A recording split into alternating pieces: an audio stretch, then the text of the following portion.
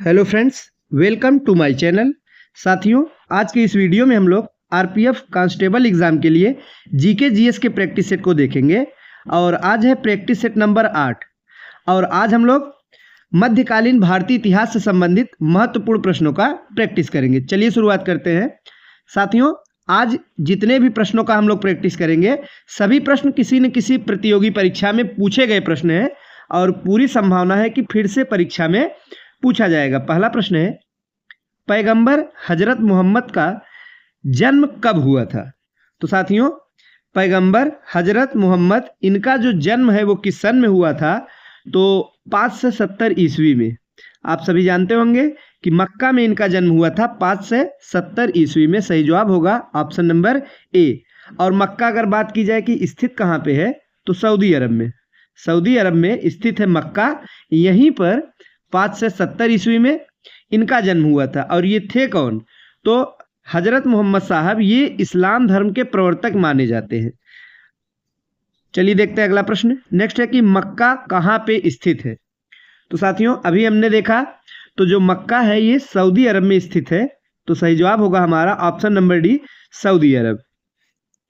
अगला प्रश्न है कि हिंद कोष्टक में दिया गया भारत की जनता के संदर्भ में हिंदू शब्द का प्रथम बार प्रयोग किया गया था। तो साथियों, जो भारत में जनता निवास करती है, तो इसके लिए हिंदू जो शब्द है इसका पहली बार प्रयोग किसके द्वारा किया गया था?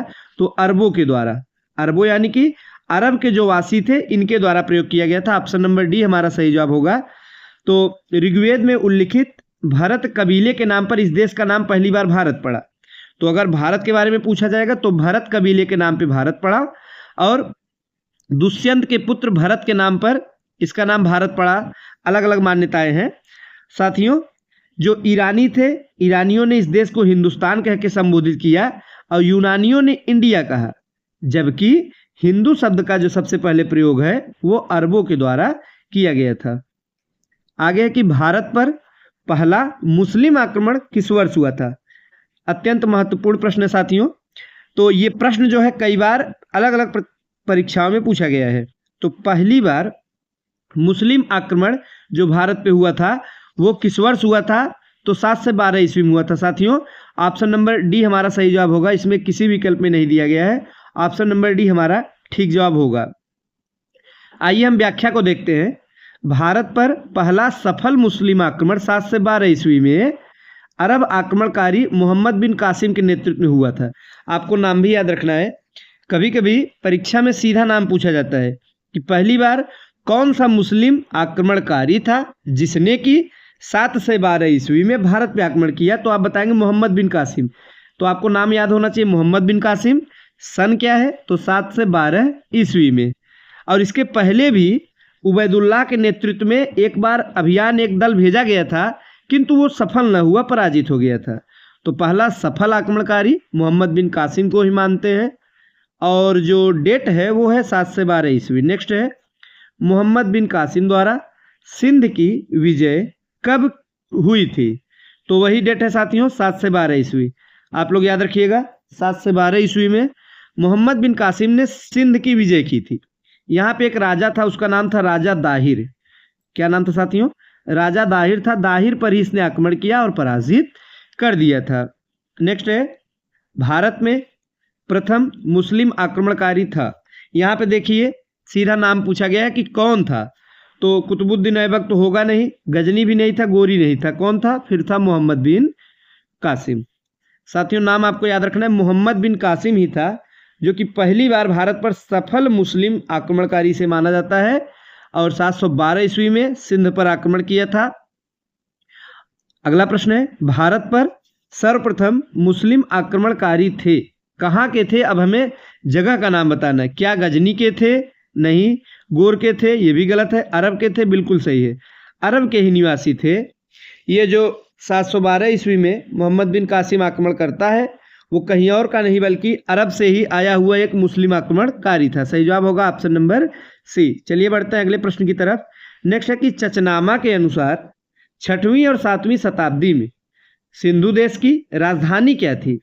जो उस समय एक ग्रंथ है चचनामा, इसी ग्रंथ से हमें उस कालीन घटनाओं के बारे में जानकारी मिलती है साथियों।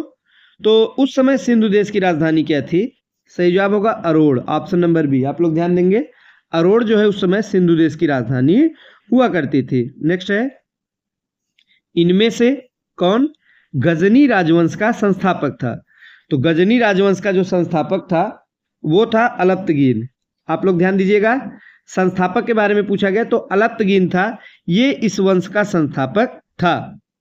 और गजनी वंश को हम किस और नाम से जानते हैं? तो यामिनी वंश के नाम से भी जानते हैं। गजनी वंश को ही यामिनी वंश के नाम से जाना जाता है और अलप्तगीन ने गजनी को अपनी राजधानी बनाई थी। जो हमारा अगला प्रश्न है उसमें कथन कारण दिया गया है, आइए देखते हैं। पहला है कि महमूद गजनी ने भारत पर 17 बार आक्रमण किए। बिल्कुल सही है। आप जब पढ़ेंगे मध्यकालीन भारतीय इतिहास महमूद गजनी के बारे में तो ये एक आतताई क्रूर शासक था साथियों, और इसने भारत पे 1-2 बार नहीं बल्कि 17 बार आक्रमण किया।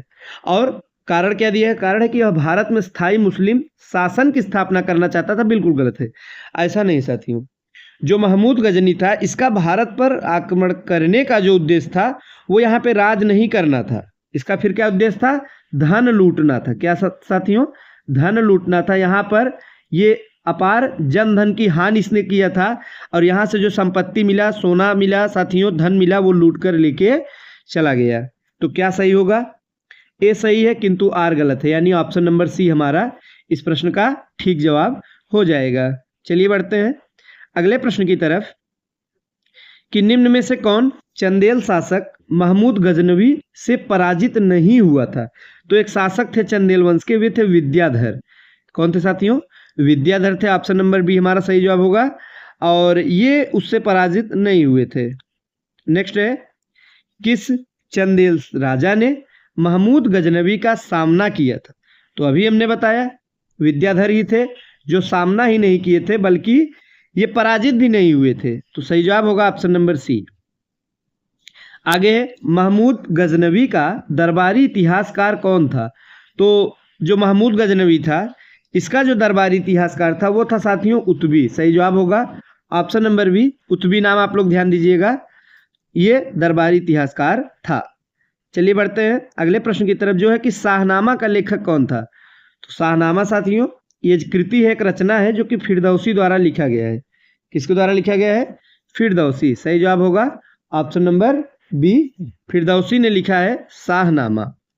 नेक्स्ट है, पुराणों का अध्ययन करने वाला प्रथम मुसलमान कौन था? ये प्रश्न भी इंपॉर्टेंट प्रश्न है साथियों, बहुत ही ज़्यादा महत्वपूर्ण है, बार बार पूछा गया है। तो ये नाम आपको याद रखना है कि एक मुस्लिम प्रथम जो मुसलमान था जिसने पुराणों का अध्ययन किया था वो था अल-बरूनी। कौन था? अल-बरूनी। ऑप्शन नंबर सी हमारा ठीक जवाब होगा, अल-बरूनी ही था जो कि पहली बार उसने पुराणों का अध्ययन किया था। आगे है हमारा जो अगला प्रश्न है वो है कि महमूद गजनी के साथ भारत आने वाला प्रसिद्ध इतिहासकार कौन था? तो अल-बरूनी ही था साथियों। अल-बरूनी ये महमूद गजनी के साथ में भारत आया था और पहली बार पुराणों का अध्ययन करने वाला मुसलमान भी यही था। नेक्स्ट है कि अल-बरूनी भारत में आया कब था? किस शताब्दी में आया था हमें बताना है। तो 11वीं शताब्दी आपको ध्यान देना है। कब साथियों? तो 11वीं शताब्दी में अल-बरूनी जो है ये भारत आता है महमूद गजनी के साथ में। पहली बार पुराणों का अध्ययन करने वाला मुस्लिम यही था।